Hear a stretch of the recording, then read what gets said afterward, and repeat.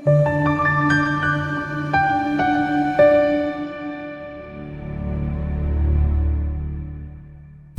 ukuthi sikhulume nawe kwi-channel. uNkulunkulu kakhulu nikubusisa. Sicela ukuthi-ke wenze lokho kufanele ukulike nokusubscribe le channel. Sibheka la iphupho likaSipho. Ubebuza-ke la ngophupha-ke ufudu. So ngase ngidecide no asilenze futhi nalo iphupho la abuze khona ngofudu ukuthi uphupha ufudu kungasho ukuthini. Asikuveze futhi ukuthi ufudu abantu abaningi balisebenzisa, siyakhulukazi abantu ababelaphi bendabuko bayawasebenza kakhulu ufudu. Not ukwelapha nje kodwa nokulifuya nje endlini libe khona ngaphakathi kwegceke ngaphakathi kwendlu. Ngenxa ukuthi kunalokukholwa ukuthi liyakwazi ukuvikela nokuxosha imimoya noma ukuvikele kwimimoya ethile emibi. So asithi-ke number 1 naku okungachazwa ufudu. Ufudu tortoise. Angikwazi ukubiza isingisi kahle. Tortoise. So uma ubola ufudu naku esingakusho ukuthi kuwuphawu oluhle olungasho ukuvikeleka nokuphepha nokuthi ungase uphile isikhathi eside noma lungayisha impilo ende.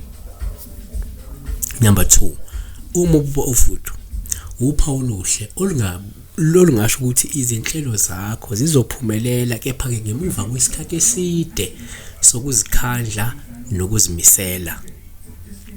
3, asikuveze futhi ukuthi uma uphupha ufudu kuwuphawu olungasho ukuthi ungalilahli ithemba ngoba uzogcina uphumelele noma inhlelo nesifiso zakho zibambezeleka futhi zingahambi ngesivinini osilindele.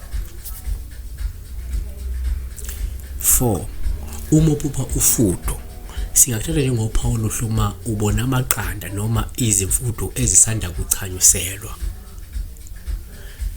Lokhu kungakhomba isimo senhlanhla noma isimo sempumelelo. 5, uma uphupha futhi ufudu uphawu lubike uma lufile ngoba lokho sekuyakuxwayisa ukuthi izindlela zakho zokuzivikela azisasebenzi futhi azisakuvikele. Asiphethe ngako ukuthi number 6, uma uphupha ufudu kuwuphawu luhle uma ufudu lungolwaselwandle. Lungakhomba komunye inhlakanipho anayo noma ukuqaqeka ngokomqondo noma ukukhanyiseleka akutholayo kwelikamoya. Kungaphinde kusho futhi idlozi esuke liletha ukuvikeleka nokuphepha emkhakheni wakho wezikamoya. Asiyibambeke lapho indaba yofudu. Kodwa nje akukubi kangako ukusho ufudu, okuningi kusho nje ukuthi kuhle nakuba kunako ukutotoba nokuhamba kancane kwezinto, kodwa suka impumelelo ikhona kulezo zinto lezo. Yabona.